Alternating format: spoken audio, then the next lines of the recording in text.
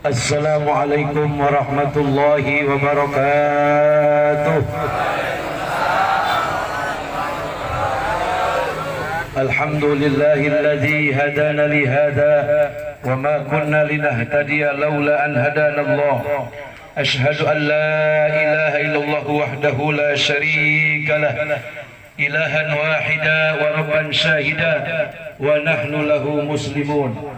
Wa ashhadu anna sayyidana wa nabiyyana wa maulana Muhammadan abduhu wa rasuluhu allazi turja syafa'atuh. Allahumma salli ala sayyidina wa habibina wa syafi'ina wa qurrati a'yunina wa maulana Muhammadin sayyidil anbiya'i wal mursalin wa imamil muttaqin wa ala alihi wa sahbihi wa man tabi'ahu bi ihsanin ila yaumiddin wa alaina ma'hum bi rahmatika ya arhamar rahimin. Semuanya wala haula wala quwwata wala sultana illa billahil aliyyil azim. Amma ba'du.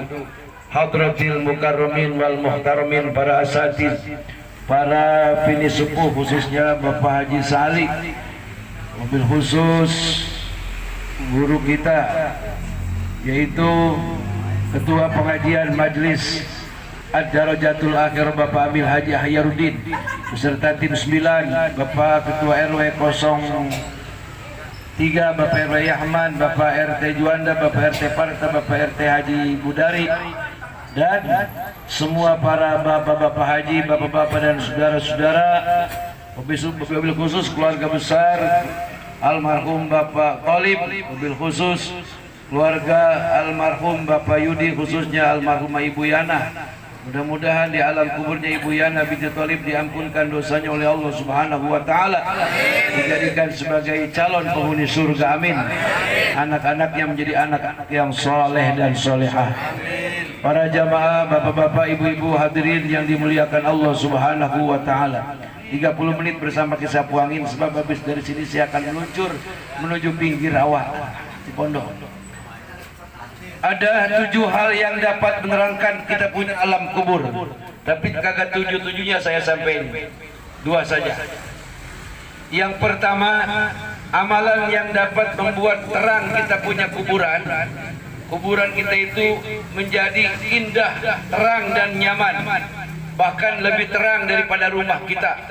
Yang pertama adalah hendaklah ketika beribadah kepada Allah maupun beribadah kepada manusia maupun sesama makhluk ciptaan Allah dengan niat yang ikhlas. Sebab niat yang ikhlas, niat yang akan dapat menyampaikan semua amalan kepada Allah Subhanahu wa ta'ala. Sebagaimana Allah Subhanahu wa ta'ala ingatkan kepada kita dalam surah Al-Bayyinah, lam yakunil. Tahu lam yakunil? Itu namanya Al-Bayyinah. Al-Bayyinah maknanya yang menjelaskan, yang membedakan, yang menetapkan. Allah Subhanahu wa ta'ala mengingatkan kepada kita semua, Bismillahirrahmanirrahim. Wa ma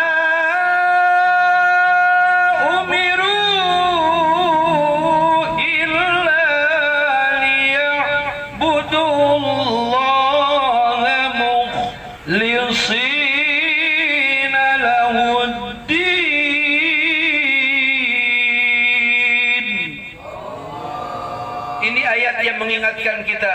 Allah Subhanahu wa ta'ala bilangin sama kita, kata Allah, wa ma umiru, dan aku tidak memerintahkan kepada kalian dalam urusan ibadah kecuali kalian dalam melakukan segala amal ya ibadah dengan niat yang ikhlas dalam beragama. Insya apa itu batasan ikhlas? Semata-mata mengharapkan balasan daripada Allah Subhanahu, tidak mengharapkan pamrih kepada selain Allah. Tapi juga bapak-bapak dan saudara-saudara, jangan juga keliru memanai ikhlas. Allah saja memberi balasan kepada orang-orang yang ikhlas itu Satu kebaikan apalagi di bulan Rajab kemarin itu 60 kali lipat. Sekarang sudah bulan Syaban kalau kagak salah ya Pok. Udah bulan Syaban. Dalam satu kebaikan yang kita kerjakan lantaran kita melaksanakannya ikhlas, Allah membalas dengan pahala 700 kali lipat. Amin. Kalau kita sekarang pertanyaannya, kita berbuat kebaikan dengan manusia sesama manusia, tentu dengan niat yang kayak kisah puangin malam hari ini diminta sama oleh Bang Mursid. Tentu kisah puangin kudu ikhlas ya Bang Mursid ya. Ikhlas kagak? Kudu ikhlas. Apa itu maknanya ikhlas? Artinya segala ceramah yang saya sampaikan, kehadiran saya kemari semata-mata mengharap pahala dari Allah Subhanahu. Nah, kalau kisah puangin sudah ikhlas, tuan rumah juga kudu punya pikiran.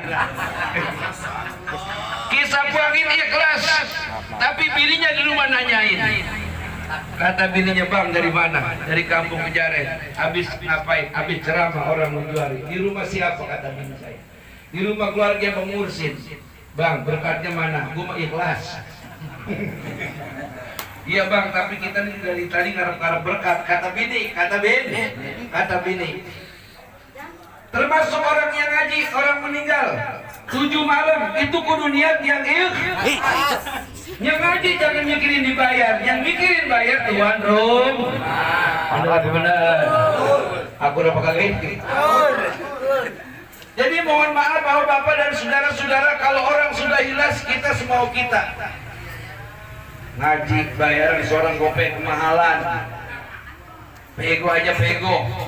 Kalau dibayar pego 7 malam itu ngajinya baru tiduran. Iya, orang dibayar pego. Tapi kalau dibayar seorang 1 juta itu ngajinya sergap.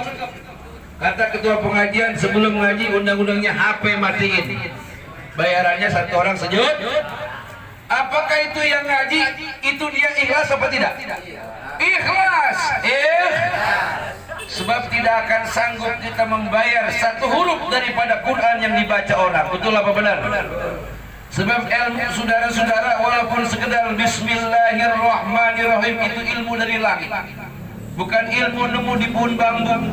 Bukan ilmu yang dapat dari kitab selain Quran. Itu daripada bismillahirrahmanirrahim adalah ilmu merupakan sumber daripada segala ilmu. Quran yang jumlahnya 6.666 ayat, suratnya ada 114, juznya ada 30 juz, dan semua terangkum daripada Quran yang 6.666 ayat pada 1 ayat yang pertama, Bismillahirrahmanirrahim. Makanya para jamaah, bapak-bapak dan saudara-saudara, orang yang memuliakan orang yang ngaji, orang yang memuliakan para ustadz, para kiai, biasanya hidupnya berkah. Amin. Biasanya rezekinya lancar. Biasanya sama bini disayang. Biasanya anaknya soleh dan insya. Jadi yang pertama amalan yang dapat menerangkan kita punya kuburan adalah pertama kita ibadah kudu ikhlas kepada Allah Subhanahu. Terus mana ikhlas yang lainnya apa? Sakit-sakit tetap sembahyang. Amin. Segen dikit tetap ngaji. Itu ikhlas. Kesel dikit tetap datang ke pengajian, tetap datang ibadah, sholat Jumat. Jangan begini. Ngapa lu kagak sembahyang? Pikiran gue lagi enak. Gue lagi kesal aja sama orang. Sembahyang pere. Kata mereka buat abok lu. Itu namanya kagak ikhlas. Jadi ikhlas itu dalam keadaan kondisi bagaimanapun adanya, tetap ibadah dia lakoni. Dalam rangka apa? Mengharapkan ganjaran yang besar daripada sisi Allah Subhanahu wa ta'ala. Amin ya rabbal. Jadi dengan ikhlas bapak-bapak dan saudara-saudara, kebaikan yang kita kerjakan nyampe ke langit. dari langit lalu diberikan lagi kepada kita. Mintanya dengan sebab ikhlas kita supaya umur panjang, amin. Umur panjang boleh kagak boleh, tapi niatnya untuk berbuat ibadat kepada Allah Subhanahu. Ibadah terbagi dua, ada yang mahdhu, ada yang ghairul mahdhu. Yang mahdhu apa? Puasa besoknya bulan Ramadan yang langsung hubungan kita kepada Allah Subhanahu. Yang mahdhu apalagi sholat 5 waktu. Yang mahdhu apalagi mengucap 2 kalimat. Yang mahdhu apalagi mengeluarkan zakat, infak dan sedekah. Betul kagak?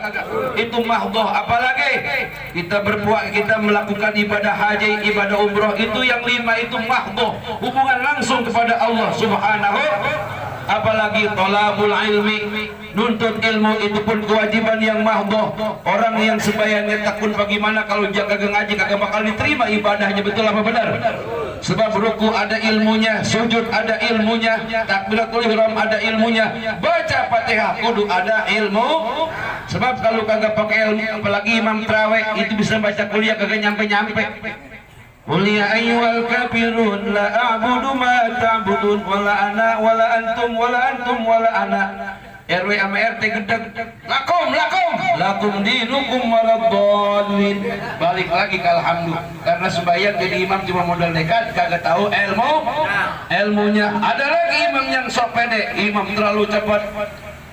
Semua yang muda-muda pada senang, aki-aki ama nenek-nenek pada protes.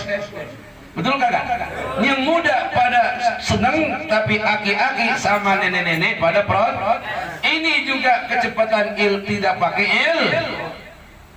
gua mau pakai yang lambat kata imam. Bener, pakai yang lambat. Nenek-nenek sama aki-aki senang, anak muda sewot pindah musola kalau terawih.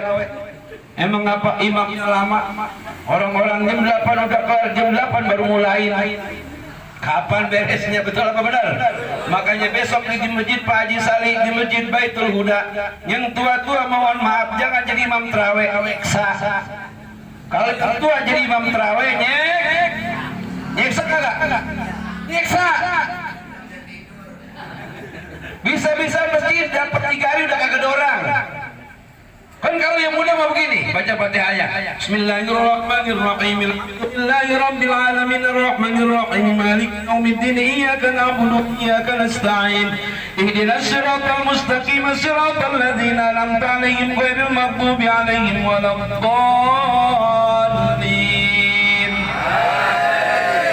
Tuh beda, aminnya beda. Kalau laki-laki Bismillahirrahmanirrahim. Alhamdulillahi rabbil alamin arrahmanir rahim maliki yaumiddin iyyaka na'budu wa iyyaka nasta'in. Batuk.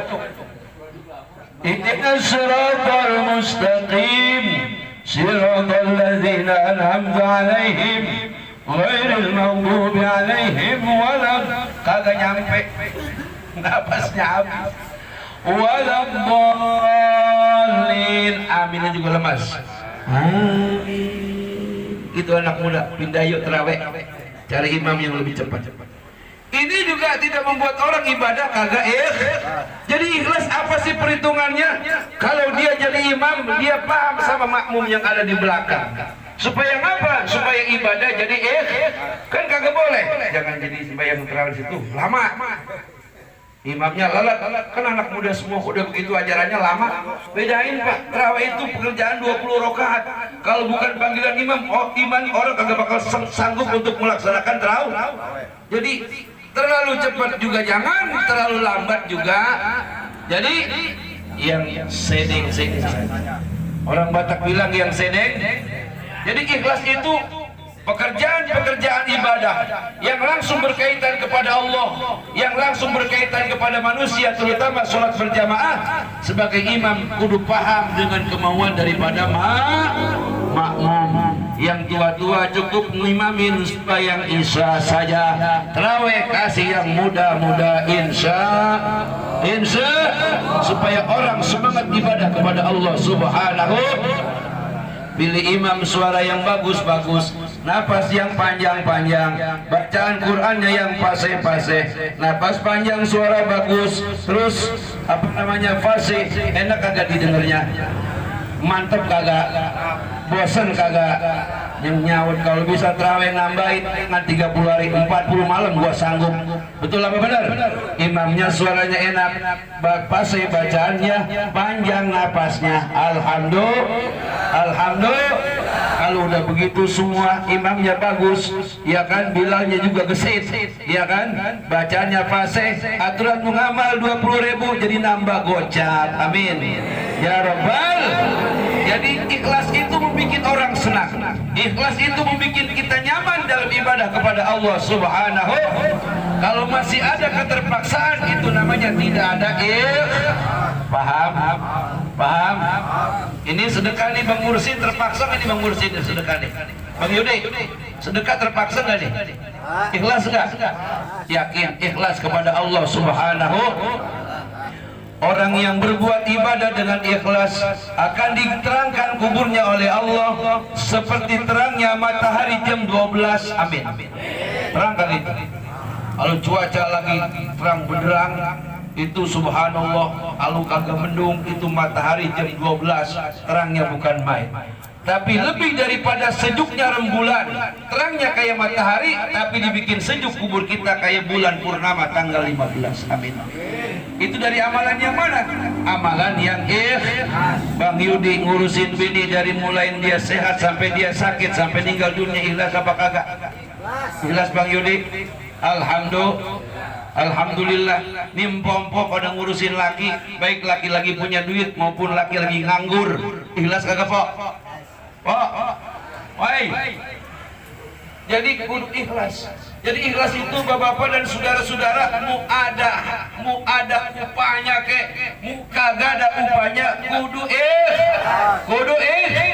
itulah ikhlas. Sesuatu yang diganjar dengan pahala yang besar oleh Allah Subhanahu. Allah tidak pernah memajak sesuatu kepada kita hamba-hambanya.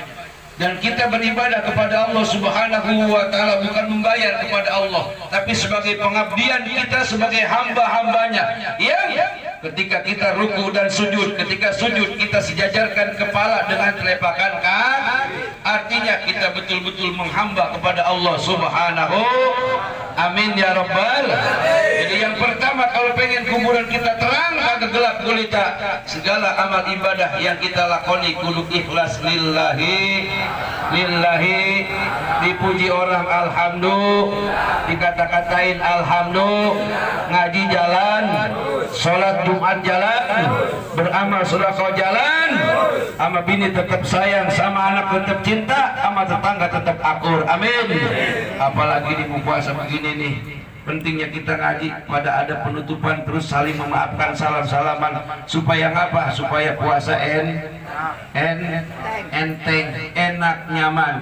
Pertanyaannya Pak Ustadz, kalau ada orang yang udah dewasa, udah punya anak, punya cucu, terus puasa kagak sanggup, jawabannya bukan dia punya penyakit, dosanya kegedean. Dosanya kebanyakan. Orang yang dosanya diampuni Allah, dia akan ringan melaksanakan ibadah puasa. Sehingga besok mau lebaran, kata dia, sedang enaknya puasa, udah lebaran lagi baik. Tuh, amin. Tapi orang yang nggak kuat puasa, lebaran baru 3 hari. Emang lebaran tinggal 27 hari lagi ya? Begitu. Ngitungin lebaran mulu. Padahal lebaran Pak dibanding ibadah bulan puasa lebih enak ibadah bulan puasa. Lebaran cuma 1 hari, dari mulai takbiran ya kan, 1 malam 1 hari, sehari semalam. Terus kita keluar Id, selaman sampai johor kita tidur, habis ngopi, habis makan tape, betul nggak? Merokok lepas lepus, bangun sore asar. Asal malamnya besoknya misalnya lebaran hari Minggu, malam Senin udah kayaknya kalau udah kagak enak, udah hilang. Betul apa benar? Cuman sehari semalam lebaran.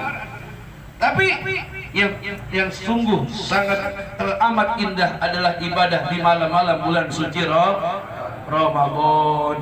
Semua kebaikan-kebaikan kita dibayar oleh Allah Subhanahu. Tidurnya jadi ibadah. Amin. Naumus shaimi ibadatun, tidurnya, ngoroknya, ngilernya. Orang yang tidur di bulan puasa dapat pahala. Cuman syaratnya dia siang puasa, malamnya tarawih. Kalau nggak pengen puasa, kagak pengen tarawih, udah tidur dari malam 1 Ramadan sampai bangun-bangun bulan Syawal. Silakan tuh. Kali kagak sanggup puasa, agak sanggup terawih. Jadi orang yang tidur baik malam harinya ataupun siang harinya di dalam bulan Ramadan, itu dinilai oleh Allah sebuah pengabdian sebagai satu amal ibadah di sisi Allah Subhanahu. Ini yang pertama. Kalau kuburan pengen terang, lakukan segala amal ibadah dengan ikhlas lillahi ta'ala. Ngurusin anak, ngurusin bini, jangan sampai ngedumal. Lu bini dari mulai kawin sampai lu sakit, emang siapa yang ngurusin kalau bukan gua? Itu namanya kagak ikhlas. Ngomel sama mertua jengkel. Sebab waktu bini sakit mertuanya kagak open, jengkel. Itu juga sama, kagak ikhlas. Udah, emang bini tanggung jawab kita, mertua kagak datang, bukan urusan dia. Betul kagak? Ketika kita ijab dan kabul, itu berarti segala tanggung jawab, sakitnya, sehatnya, miskinnya, kayanya, hidup dan matinya bini, tanggung jawab lah. Jadi kalau kelompongan mertua ada yang perhitungan, udah jangan kita marahin. Kan ada mertua yang perhitungan. Kurang apa gue malu mantu, gue surat lu duluan gue kasih. Umpama, ya kan? Udah itu mah urusan mertua, urusan bini dan anak urusan kita. Jangan pakai jengkel, tega banget mertua. Dari sakit anak, kita kagak tega mau tanggung jawab kita sebagai anak. Paham, supaya jangan salah paham. Jadi kalau kita sudah menjadi suami, istri dan anak-anak kita, surga nerakanya juga tergantung daripada tanggung jawab suami. Bayangin itu. Jadi kalau baru mertua kagak datang, kagak ngelomong, kagak salah. Sebab mungkin mertua lagi banyak urusannya, betul apa benar? Anaknya bukan bini kita doang, anaknya 16. Umpamanya lagi musim covid begini, kalau kemana-mana kagak boleh kan? Kudu jaga jarak betul, kudu pakai masker. Rumahnya jauh di Probolinggo, terus ke kampung jalan kan jauh, ongkosnya gede. Umpamanya. Jadi segala amal ibadah apapun yang kita kerjakan niatnya lillahi ta'ala, arti ikhlas. Nggak boleh ada kesel, nggak boleh ada sewot, kagak boleh ada marah, nggak ada boleh dendam di dalam hati. Semuanya plong, semuanya harus niatnya sampai ke langit, niatnya hanya mendapatkan pujian, pandangan dan penilaian daripada Allah Subhanahu. Mudah-mudahan Allah jadikan kita orang yang ikhlas, amin. Dan imbasnya orang-orang yang ikhlas dalam beribadah, mukanya akan berseri-seri, amin. Lihat mukanya, mukanya bercahaya, mukanya kagak tampang sewot, kagak tampang kesel, mukanya enak rileks, mukanya rileks. Tahu Pak? Kan ada orang yang mukanya asam aja, asam, baik begitu, marah begitu, sehingga kalau tangganya dia mah kagak jengkel, emang mukanya udah begitu demak, umpamanya. Berarti itu artinya kagak ikhlas. Kalau orang yang artinya ikhlas, mukanya berseri-seri, dilihatnya basah-basah, itulah kira-kira. Karena hatinya sebab pancaran hati yang ikhlas akan memancar kepada muka kita, amin. Akan memancar daripada keperbuatan kita, akan memancar kepada penglihatan kita, akan memancar kepada pendengaran kita, akan memancar kepada kedua kaki kita melangkah kepada tempat-tempat yang diridhai Allah Subhanahu.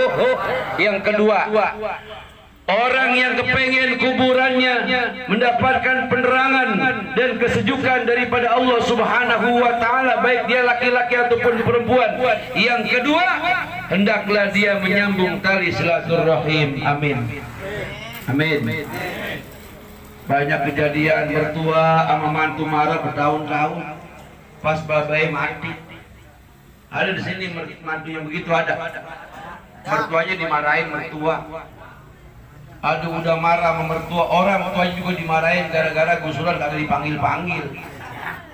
Gara-gara kena tol kagak dipanggil, Bang. Lah bagaimana mau dipanggil, kata emaknya, orang dia udah banyak mobil bagian.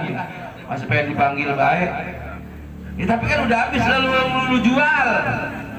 Berapa ribu di banda gue yang lu bawa, yang lu ukur? Iya sih. Ya udah jangan ngambek. Walaupun lu tuaan, adik-adik lu belum kebagian, emang buat lu doang. Udah jangan ngambek, doraka. Ada yang bertanya, Pak Ustadz bagaimana kalau tanah remeng-remeng? Udahlah, kalau tanah remeng-remeng mah kagak usah diterangin, udah paham dek-dewek, betul apa benar? Jangan itu Pak. Itu bisa memecah belah daripada hubungan kita dengan orang yang sudah meninggal. Kakek nenek kita yang udah pada mati, dia udah pernah jual tanah sama orang, sama siapapun. Terus kata orang yang ngerti, Umpamanya ini kalau lu jual dapat duit yang bener, iya. Emang apa? Belum ada tanda tangan dia. Emang orang dulu menjual tanah kagak ada tanda tangan. Saling ikhlas, saling red. Sebab orang zaman dulu hatinya bersih, jujur. Makanya orang zaman dulu kagak ada yang kena stroke. Paling sakit gempor. Kagak ada yang sakit liver, paling sakit kun. Keseringan tidur di bawah, ketiker. Makan yang enak-enak kagak, setahun sekali makan ayam. Sekalinya makan ayam kalau sakit dipotongin. Kalau kagak sakit kagak makan ayam. Orang zaman dulu. Bener orang zaman dulu disiplin. Dari pagi sampai sore kerja. Sore pada dia mandi, pada sembahyang, pas maghrib dia pada di rumah. Jam 8 udah pada tidur. Bangun lagi jam 4 subuh. Pokoknya orang dulu umurnya panjang-panjang, rambutnya jarang pada uban. Nah sekarang bocah baru punya anak satu uban udah nyelecek uban. Betul kagak? Bocah sekarang cepet gede, cepet tua, cepet kena penyakit, gasik mati. Sebab bocah sekarang udah nyalahin aturan motor kalau dia bawa, yang seharusnya dikunci, dia kagak kunci. Betul kagak? Itu ajaran kagak semenggah.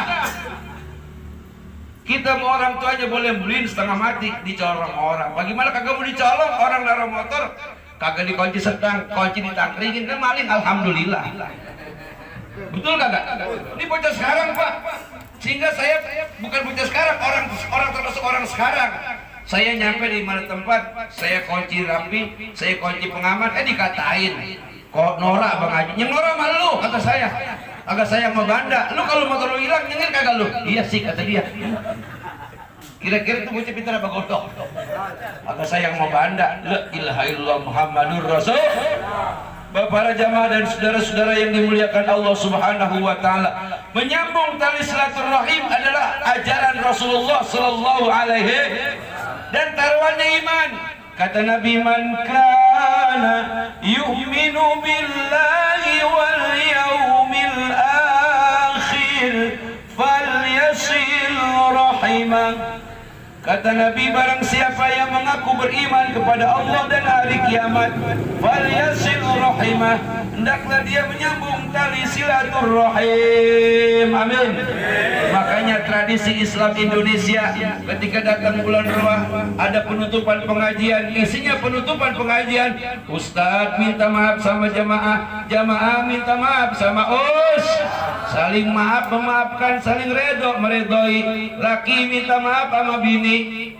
Berani nggak? Kayaknya kalau berani gengsi lu pada lu.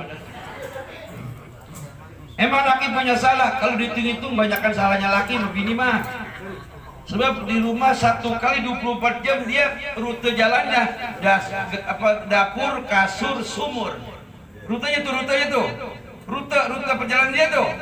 Sumur, kasur, dapur. Sehingga ada perempuan yang seumur-umur kagak ngaji-ngaji, pegawaian.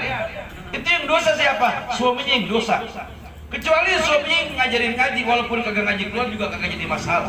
Sebab kewajiban ngajar ngaji untuk bini dan anak-anak kita adalah kewajiban suami, bukan kewajiban ngisap uangin, bukan kewajiban haji salih, bukan kewajiban amil, tapi kewajiban para suami.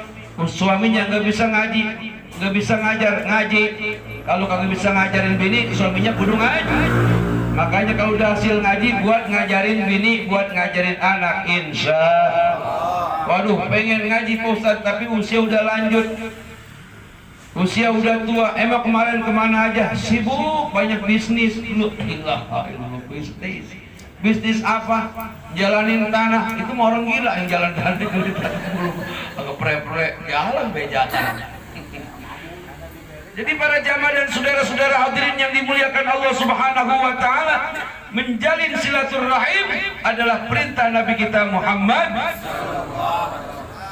Sehebat apapun seorang istri dalam ibadahnya, kalau dia meninggal nggak dapat ridho suami, kayaknya nggak bakal masuk surga. Begitu pula sehebat apapun ibadahnya seorang suami, kalau dia meninggal dunia masih banyak meninggalkan masalah kepada istrinya, dia pun gak bakal masuk surga. itu suami istri, istri dengan suami. Bagaimana kalau orang tua kepada anak-anak? Sama Pak. Anak memang diperintah untuk berbakti, wajib tunduk kepada kedua orang tua. Tapi orang tua juga jangan sewenang-wenang sama anak, betul? Dikit-dikit ngomelin anak, paling enak ngomelin anak. Anak kadang menjadah loh. Dari kecil gua gedein, udah gede gua ongkosin, gua kuliahin. Cuman urusan begini aja, lu pakai kagak menurut sama gua. Itu juga orang tua salah. Sama anak mah ajakin ngomong baik pelan-pelan. Apalagi ada orang tua yang marah sama anak sampai ngomong anjing, babi, nauzubillahimin. Di sini masih ada nggak yang begitu orang tua? Ada nggak? Udah nggak ada? Alhamdulillah. Jangan Pak, itu anak darah daging kita. Semarah apapun kita sama anak-anak kita, jangan pernah menyebut-nyebut kata anjing, kata babi. Takutnya berubah dia jadi babi ngepet. Takutnya berubah jadi anjing, mau. Pas jadi anjing manggil baba, malu gak kita sebagai anak, sebagai orang tua? Nah, anak lu jadi anjing itu. Dibilang babi, lu berubah jadi babi tapi manggil baba, tinggal di rumah kita, malu kagak? Malu lah kalau Allah buktikan. Oke lah, dia ketika kita sebut anjing lu, babi lu, kagak berwujud jadi anjing jadi babi, tapi kelakuannya kayak anjing, kayak babi. Nauzubillah, kagak mau ibadah, kerjaan cuma makan sama begadang, sama paling banter marah-marah sama orang tua. Itu bisa jadi Pak. Kadang-kadang anak kita suka brengsek, suka nakal. Kita ketika marah suka lupa daratan. Nauzubillah, hati-hati. Ketika lagi marah itu malaikat dengerin aja. Ngomong apa lu, kata malaikat? Ngomong apa lu? Gua catat. Hati-hati. Hati-hati. Makanya ketika lagi marah ada bini ngomong, "Bang, udah bang istighfar, Bang. Udah buru-buru istighfar." Jangan. Kagak bisa. Apa lu bini ngajarin gua? Bini juga domelin. Ini orang tua yang dosa, yang durhaka kepada keluarga. Nauzubillah. Jadi Islam mengajarkan sistem keseimbangan. Guru juga jangan mentang-mentang guru, lu kudu datang ke rumah gue minta maaf, baru gue maafin. Itu guru belagu. Itu guru belagu. Di pengajian lah ada penutupan antara guru dengan murid, saling memberikan ridho. Betul apa benar? Saling meminta maaf, sebab tidak ada manusia yang luput daripada dosa dan salah. Inilah pentingnya kita berkumpul di masyarakat, hadir di mana majlis taklim. Ketika kita lupa ada yang ngingetin, ketika kita salah ada yang meluruskan. Alhamdulillah. Ada nggak jaminannya guru masuk surga? Ada nggak? Nggak ada. Ada nggak jaminannya murid masuk surga? Kalau ada yang jamin kita. Yang dapat jaminan masuk surga minal anbiya'i wal mursalin wal awliya'i was siddiqin was syuhada was sholihin. Kita orang biasa kagak ada yang jamin. Selain yang bisa menjamin adalah dengan ibadah kita Allah kemudian menjadi ridho. Alhamdulillahi rabbil falyasil rahimahu. Sambung tali silaturahim. Niscaya kalau kamu meninggal dunia, kuburmu akan mendapatkan penerangan dari Allah Subhanahu. Pak Ustadz, saya dulu pernah ribut sama saudara, cuma saudara saya udah mati. Datangin kuburannya, ntar dia ngamuk kagak bakal. Datangin kuburan, ngapain? Lu baca Yasin, lu minta maaf, dengar dia, dengar. Seperti halnya iblis alaihi laknatullah. Itu iblis capek jadi makhluk terkutuk. Suatu ketika itu iblis datang kepada Allah Subhanahu wa taala, pengen dicabut daripada kutukannya atas kesalahannya tidak mau hormat kepada Nabi Adam. Singkat cerita itu iblis nyampelah di hadapan Allah. Kata iblis, "Ya Allah, saya capek menjadi makhluk yang terkutuk." Lalu kata Allah, "Apa maumu?" "Saya pengen dicabut kutukan pada diri saya." Kata Allah, "Gampang iblis jawabannya." "Apa itu ya Allah?" "Kau cari di mana kubur Adam. Di sana kau minta ampun kepadaku dan minta maaf kepada Adam." Emang dasar iblis setan kerela. Apa nyautinnya? "Wahai Allah," marah lagi itu iblis, "waktu hidupnya saja kau perintah saya untuk hormat kepadanya, aku menolak. Apalagi ketika dia sudah tiada." Kata Allah, "Memang kau makhluk terkutuk." Itu iblis. Kita bukan iblis. Kita makhluk yang pengen mendapatkan rahmat, bukan makhluk terkutuk. Ketika kita berbuat salah atau pernah marah sama siapapun orangnya, apalagi sama keluarga, sampai dia meninggal dunia, datangi makamnya, minta ridho kepada Allah dan doakan kepada dia, dan juga minta maaf kepada dia. Maafin gak diri kita? Maafin gak yang mati? Pasti maaf. pasti maaf. Sebab orang mati sudah kagak ada ambek lagi. Orang mati sudah nggak ada marah lagi. Kalau yang datang ke kuburannya ziarah baca Yasin, amin. Kalau yang datang ke kuburannya baca Quran, amin. Kalau yang datang ke kuburannya pada baca sholawat, membaca istighfar, membaca daripada segala macam zikir kepada Allah Subhanahu. Walaupun yang datang itu musuhnya, dia akan memberikan maaf kepada orang-orang yang berzikir di atas makamnya. Alhamdulillah. Jadi silaturahim memasuki bulan suci Ramadan itu adalah kewajiban bagi kita sesama umat manusia. Dan itu tidak cukup sempurna untuk menjadikan kita puasa supaya kuat, supaya hebat, supaya sanggup 30 hari. Kudu juga silaturahim kepada ahli kubur. Ziarah.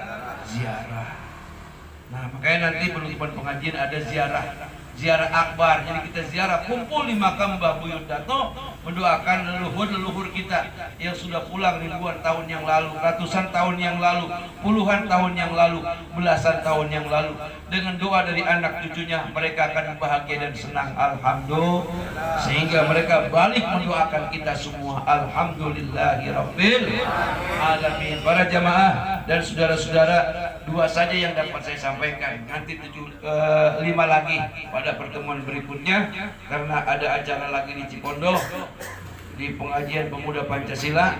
Saya harus misi di sono, jadi kurang lebih mohon maaf. Wallahul muwaffiq ila aqwamit thoriq. Wassalamualaikum warahmatullahi wabarakatuh.